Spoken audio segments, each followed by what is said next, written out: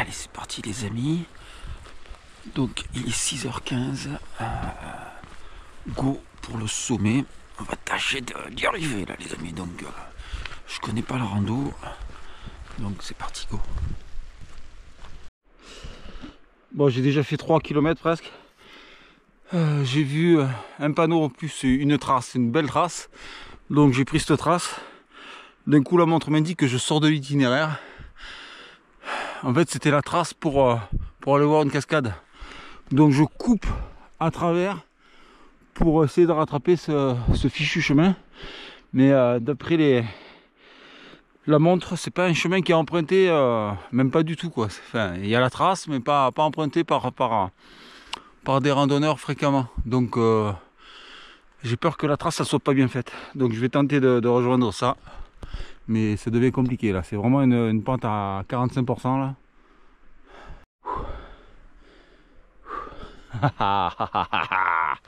Elle est là.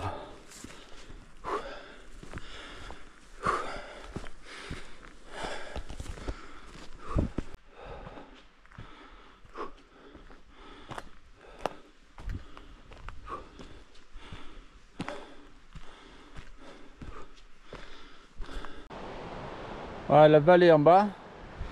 Je sors de cette forêt. Donc je vais attaquer le sommet et là-haut. Donc là j'ai fait 250 mètres de dénivelé positif. Ça m'a calmé, je vous avoue. Donc là un petit air, ça fait du bien. Alors là j'aperçois une cascade, un torrent. Alors toujours pareil, je ramène pas ma science, mais si ça peut vous aider lors de vos ascensions, vos randonnées, tout ça. Il y a beaucoup de monde qui utilise des gourdes filtrantes dans tous les sens. C'est parfait, mais à savoir sur de la haute montagne avec un torrent comme ça, voilà, vous pouvez boire directement l'eau là, hein. C'est pas ça qui va vous faire entraîner une dysenterie d'un autre monde, sauf si vraiment l'eau, vous avez très très chaud, l'eau est froide, ça vous fait un choc thermique et des coups vous avez des problèmes, c'est sûr. Mais là-dessus, l'eau est vraiment filtrée. Alors à faire attention, à veiller qu'il n'y ait pas de troupeaux en amont, voilà, qui ont certainement pollué le torrent. Mais là-dessus, vous pouvez boire, hein. Vous savez, toutes les filtrations en eau urbaine, l'eau courante, elle n'est pas mieux que ça, hein, je vous l'ai dit. C'est clair. Donc là-dessus, c'est pas du stagnant. Donc la gourde filtrante, elle va vous servir sur de l'eau quasiment stagnante, sur des lacs, tout ça. Là, c'est sûr, vous utilisez cette gourde, pardon. Mais là-dessus, il y a un courant. Donc il n'y a pas de problème là-dessus. Après, vous faites comme vous le sentez.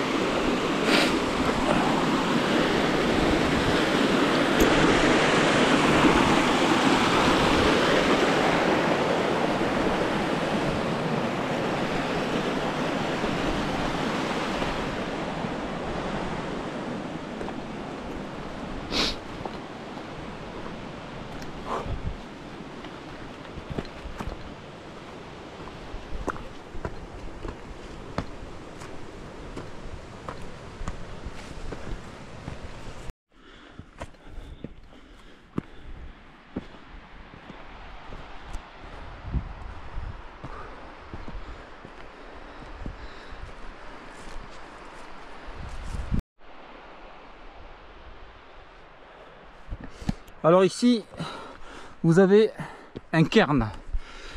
Donc en randonnée, on les utilise pour repérer son chemin, repérer la trace. Donc là, comme vous voyez, il n'y a pas de trace, sauf ces petits cairns qui sont fabriqués par les randonneurs. Voilà, si vous pouvez en rajouter un de temps en temps quand c'est un peu branlant. Donc ça permet de suivre la trace. Et quand vous avez des fois des chemins qui partent un peu à droite ou à gauche, des fois vous avez des branches en travers, donc il ne faut pas les utiliser. Il faut prendre le chemin initial. C'est souvent des chemins où les gens ils veulent faire plus court, mais en fait on détruit plus la flore intestinale que le reste. que ça va vous avantager en fait. Ça va tout détruire. Donc il faut privilégier vraiment le chemin initial. Ainsi ça peut permettre de l'entretenir également.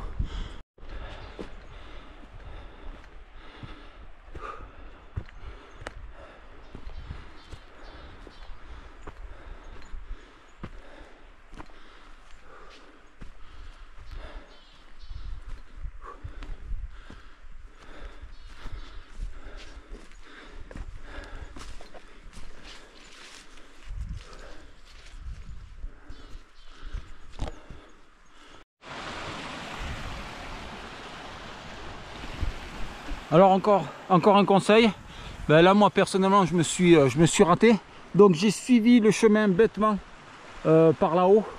J'ai ma montre, elle a sonné un moment, bon je n'ai pas prêté attention, mais elle sonne quand il y a une bifurcation, donc j'ai pas suivi, je suis monté par là-haut et je me suis aperçu que je sortais de l'axe de l'itinéraire, donc j'ai fait un point topo avec la montre.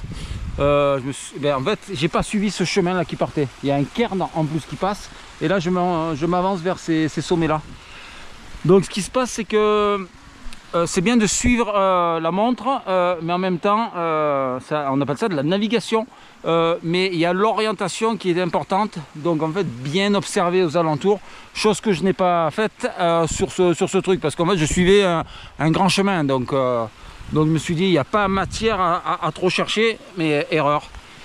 Donc je vous le dis, et en plus ça m'arrive aussi, hein. Donc voilà. Hop. Donc l'avantage ici, c'est qu'il y a pas mal de torrents, de ruisseaux. Donc nul besoin d'avoir sa gourde filtrante. Mais un point, je pense, à savoir, c'est quand même d'en prendre une, de la mettre dans son sac.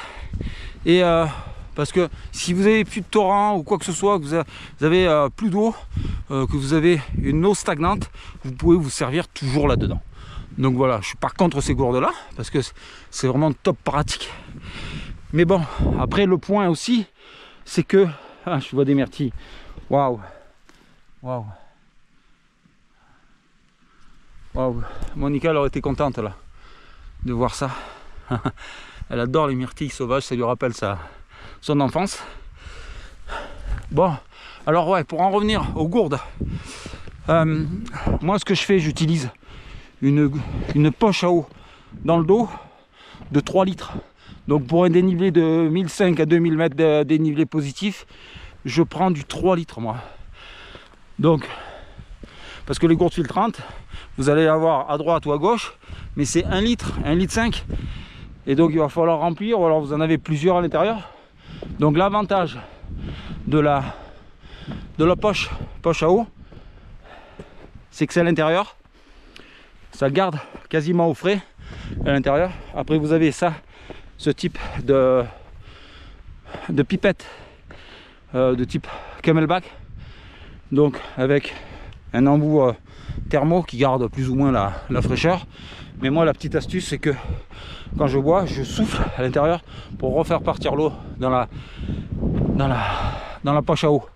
Ça permet qu'elle soit fraîche lors de l'ingurgitation. Pareil pour un grand froid, on m'avait donné un conseil, c'est mon pote dans le nord-ouest, hein, l'homme au kilt, qui m'a dit, quand tu bois en hiver, tu ressouffles à l'intérieur, comme ça permet de ne pas geler. Parce que moi à l'époque le conduit gelait et je pouvais plus boire. Quand il faisait moins 17, je pouvais plus boire, c'était vraiment la misère. Donc avec cette petite technique, ça permet de boire tout le temps, même en hiver avec des températures vraiment très négatives. Voilà. Bon, le soleil pointe son nez, c'est magnifique.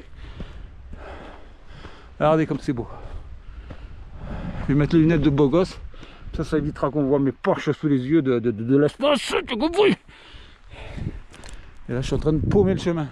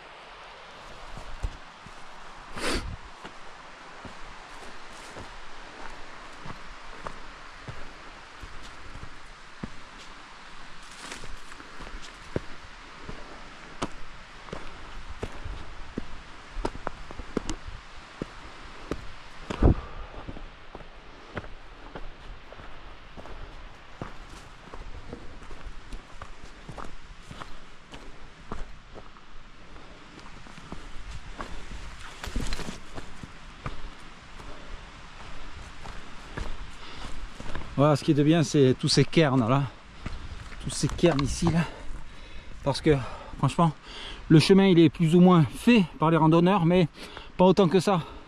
Donc à des moments j'ai tendance un peu à le perdre, malgré que j'ai la montre Alpi, mais c'est pas précis à 2 mètres, hein. Donc là vous avez différents cairns qui m'aident pas mal, donc à suivre ce chemin.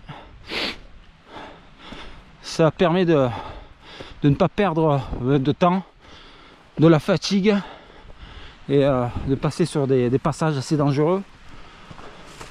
Donc voilà, ça permet d'être rassuré et de grimper. Regardez encore un là, je ne sais pas si vous l'apercevez à la caméra, la GoPro ne retransmet pas tout correctement.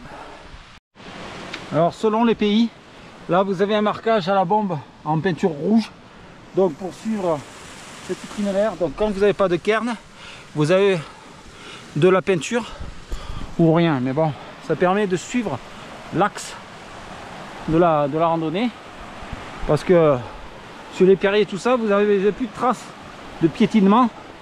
Donc là je recherche en permanence des traces. Voilà, il y a encore un cairn, là une pierre posée là, donc il va falloir que je suive cet itinéraire là, donc c'est assez pratique. Donc après vous avez les GR aussi, hein, les chemins de grande randonnée avec le marquage rouge et blanc, les chemins, les PR de petites randonnées, donc ceux-là ils sont en jaune et blanc. Donc après vous avez les marquages jaunes aussi, voilà. Donc là je suis en train de paumer le chemin. Ah non, il est là-bas. Là on attaque vraiment dans le minéral, vraiment une montée incroyable. Donc si je peux vous donner encore des conseils, bon ça vient pas de moi, hein, tout ce que j'ai appris c'est en pratiquant, en posant des questions avec des anciens, des guides de haute montagne qui font de la très haute montagne. Donc on prend toujours des conseils, et donc là si moi je peux vous transmettre, donc pour des montées vraiment techniques, enfin, des montées vraiment pentues, privilégiez des petits pas de mémé, on va dire. Donc ça vous permet de monter progressivement, d'éviter de faire des grands pas et de propulser le corps vraiment à des hauteurs vraiment où il va falloir forcer. Donc petits pas.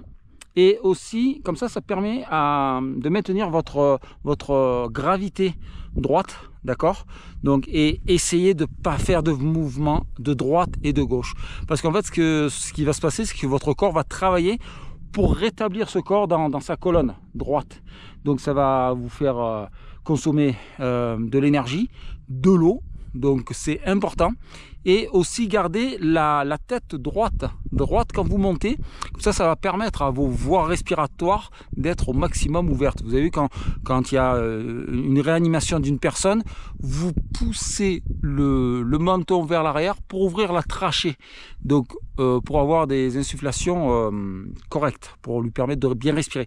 Donc là c'est pareil, si vous avez votre tête bien droite, votre colonne droite, votre cage thoracique va pouvoir prendre pas mal d'air pour pouvoir progresser, d'accord, pour alimenter le sang. Et donc aussi privilégiez aussi des petites gorgées. Voilà, n'attendez pas d'avoir soif pour boire, parce que dès que vous avez soif, votre corps est déjà en manque. Donc votre corps a besoin d'eau, il est quasiment fait d'eau. Donc si vous buvez fréquemment, la fatigue viendra beaucoup moins rapidement, d'accord. Allez, on repart sur la progression pour ce col là.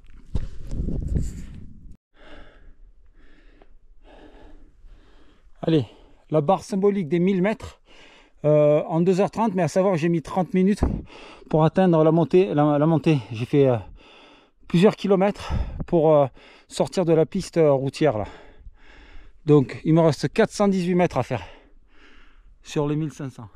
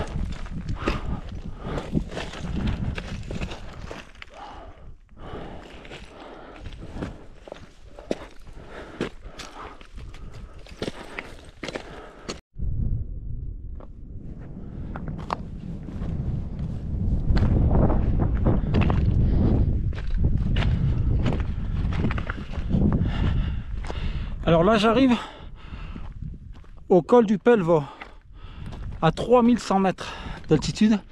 Donc le Pelvoux il est tout là-haut. Donc il me reste environ peut-être une demi-heure à faire. Waouh! Et là c'est côté français là ici. Et même des vaches là. Grandiose. Grandiose, grandiose. Donc là tac. J'ai fait 1302 mètres de dénivelé positif. Il me reste 205. Donc c'est par là-haut. Je vais prendre une pâte de fruits, ça va le faire. Et je viens de croiser un mec. Il est parti une demi-heure avant moi. Donc en fait c'est ça, hein, il faut une demi-heure là. Donc on est bon, on est bon. En plus j'ai pris, en fait en faisant des vidéos à droite à gauche. Donc ça a dû me retarder un peu quand même. Mais là on est putain, au top, au top, au top, au top.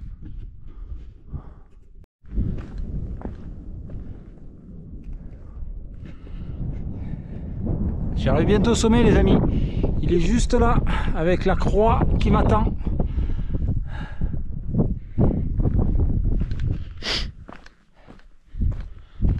Bon après là où je vais mettre la deuxième couche parce que je prendrai quelques photos de beaux gosses, tu as compris. Et sinon je vais me refroidir pour rien. Ça sert à rien. Donc les trois couches vous connaissez. Donc la troisième couche c'est le hardshell. Donc c'est ce qui est coupe-vent contre la pluie du style Gore-Tex. Une 2 couches, une 3 couches. Après la deuxième couche ça va être une soft shell. C'est une couche qui va vous tenir chaud, qui va vous maintenir chaud. Donc soit en duvet, une petite doudoune en fonction de la saison.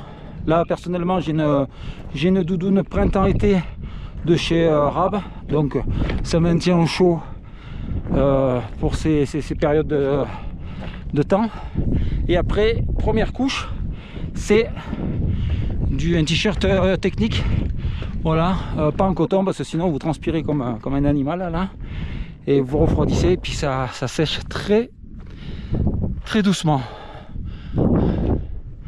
Voilà le principe des trois couches. Donc ne pas hésiter d'enlever la deuxième, la troisième ou rajouter en fonction des conditions climatiques et de votre sudation. Purée, qu'est-ce que je parle bien, tu as compris? Allez, on arrive.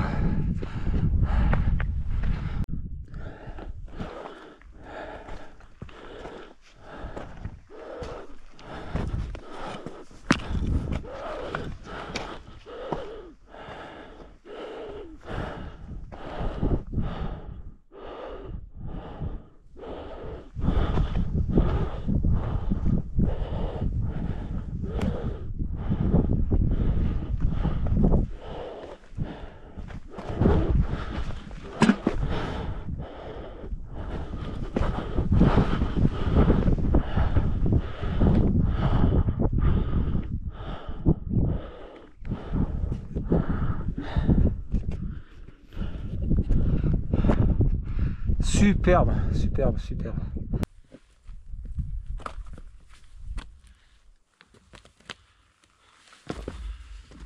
Voilà les amis, je suis bien arrivé au mont Pelvoux en Italie, à 3264 mètres.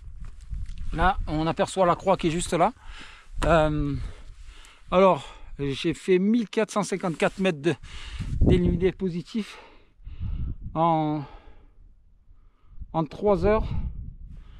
En 3 heures, ça a été top. Vraiment, vous avez vu la montée, passage forestier, et après pas mal de minéral, du 30 à 40% de montée. Donc ça a été plutôt sympa. Donc ces petits conseils à prendre si vous voulez. Voilà, vraiment grandiose. Bon, là je vais faire les photos de beaux gosses. Et puis voilà. Hein.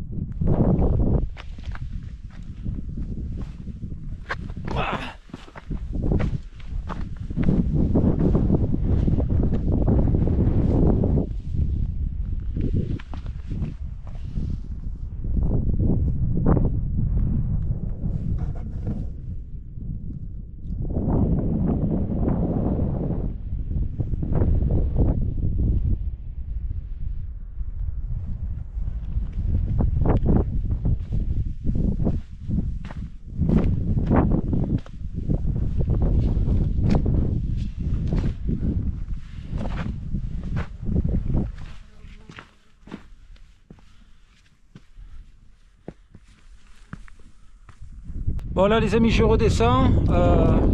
Je prends les petites pâtes de fruits de famille là pour descendre. Et après je pense que je sais pas. J'espère faire un petit 2 heures. Petit 2 heures de descente. Grandiose, regardez-moi ça.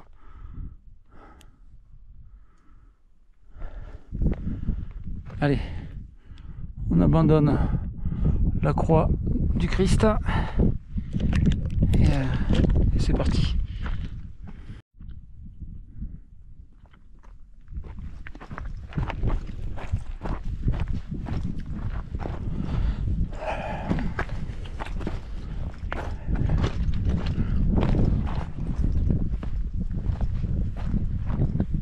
Allez, chemin de partout.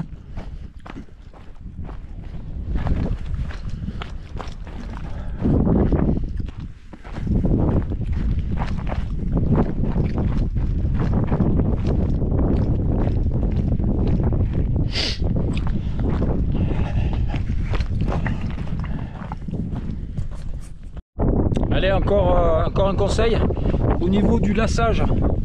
Donc selon les modèles de chaussures, vous avez double lassage, donc celui-ci en particulier, donc parce que c'est des chaussures d'approche. Donc premier lassage, c'est bien pour serrer et puis pour avoir un bon grip, une bonne tenue de la chaussure sur une ascension, une escalade. Et le deuxième serrage, le serrage noir là, qui maintient toute la chaussure. Donc en fait ça c'est bien spécifique à cette paire de chaussures, mais en globalité, en généralité, au niveau... Ah, ça c'est Monica qui doit répondre avec la balise satellite. Pour la montée, vaut mieux desserrer un peu vos chaussures, votre lassage, parce que vos pieds vont gonfler, donc vous allez monter. Et pour la descente, vaut mieux les serrer pour avoir une meilleure prise du pied, et quand c'est technique, que ça ne vous fasse pas faux bond, que votre chaussure fasse corps avec vous et les rochers. D'accord, parce que vous avez bien saisi. D'accord, la montée vous desserrez, la descente vous saisirez. D'accord, tu as compris? Allez, voilà. Donc là, on attaque la descente. Enfin, j'ai attaqué depuis un bout de temps, mais bon. Pardon.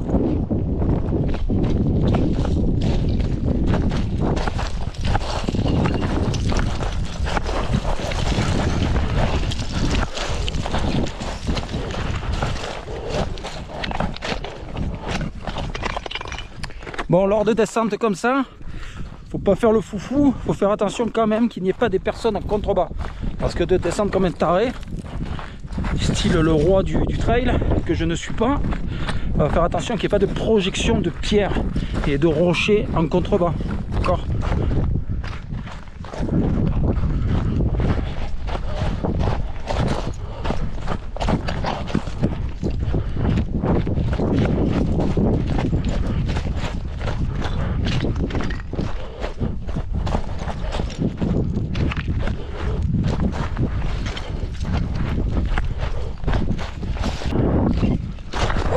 Putain.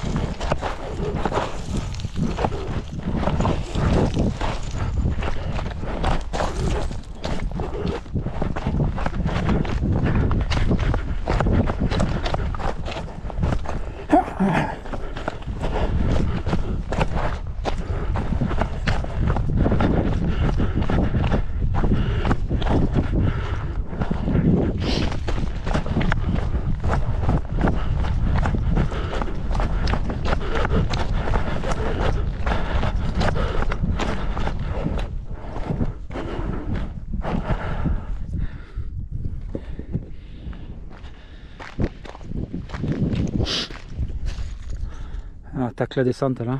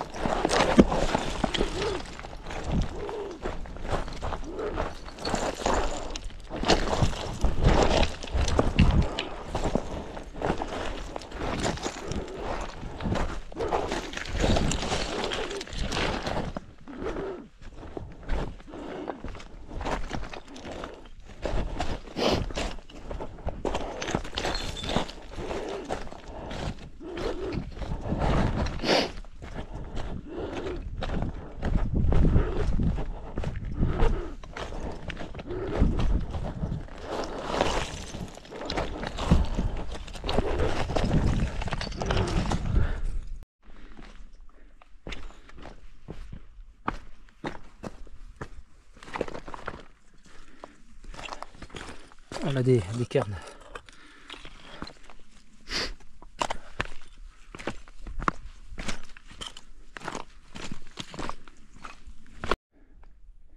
Bon, je vous avoue, une montre d'alpinisme, ça va bien parce qu'au niveau de la cartographie, je suis à la trace du retour. Parce que là, il n'y a plus de cairn, tout ça, c'est vite fait de se paumer. Et pour retrouver la piste, la trace, c'est pas évident.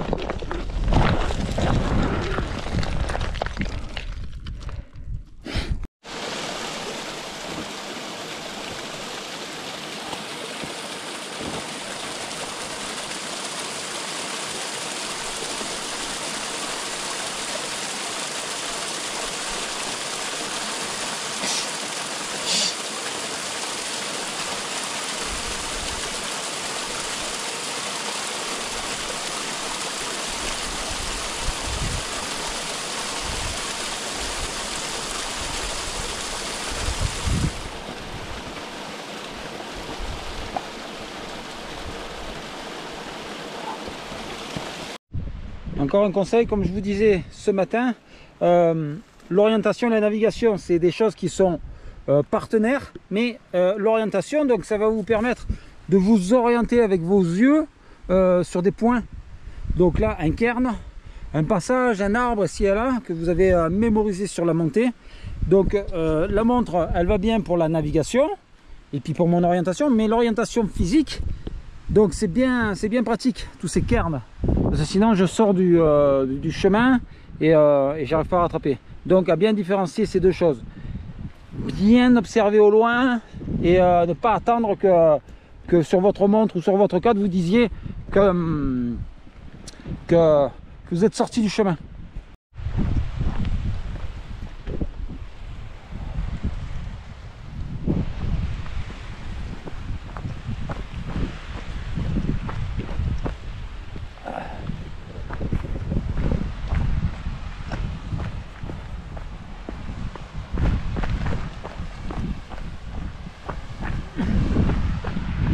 Alors un autre point que je peux vous donner, un autre conseil, donc c'est une technique militaire.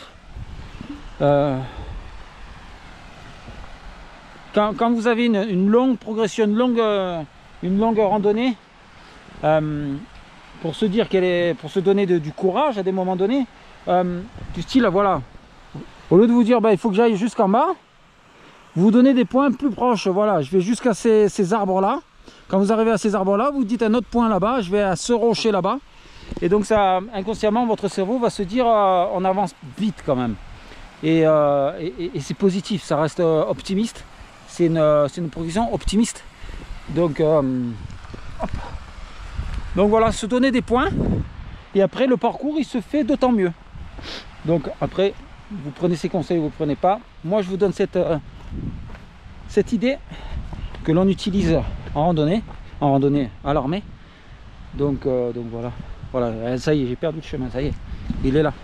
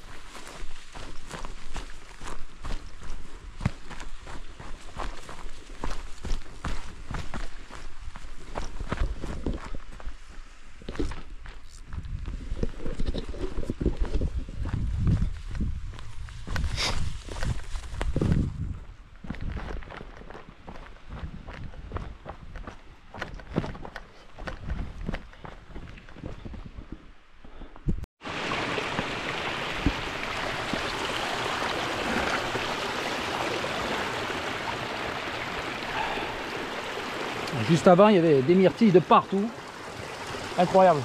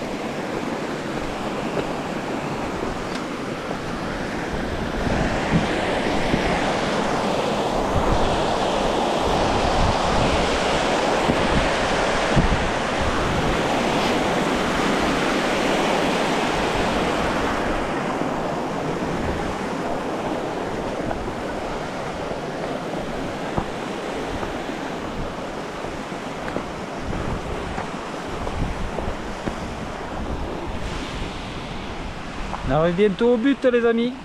Ouais. Arrivé en bas à la piste, carrossable, enfin, il me restera 2 km.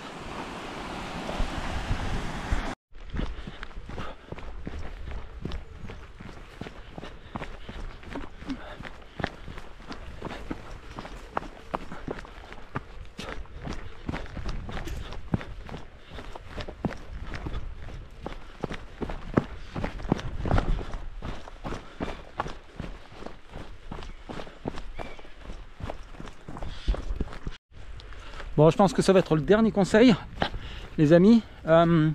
Pour la marche, vous avez 3 vitesses de marche. La rapide, la moyenne et la lente. Donc au départ, dès que vous commencez à marcher, attaquez plutôt sur une marche soutenue, une marche assez rapide.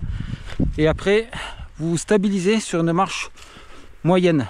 Voilà, la marche normale. Et parce qu'après, si vous partez en marche lente, ça devient compliqué après pour progresser tout là-haut. Donc en plus, la marche, je suis en train de me paumer. Moi. La marche moyenne, elle a un autre nom, c'est la marche de prédateur. Parce que dans la nature, le prédateur, il va marcher une marche moyenne quand même. Parce que pour observer, pour ne pas se perdre, et voilà, donc ça, on appelle ça la marche du prédateur.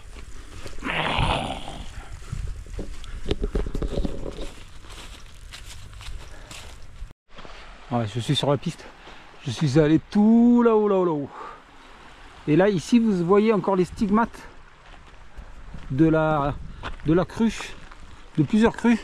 En fait, je sais pas, je crois que c'est il y a 3 ans. Il y a 3 ans, il y a eu des énormes crues ici, grosse intempérie, et toutes les gorges là, ça s'est gorgé d'eau.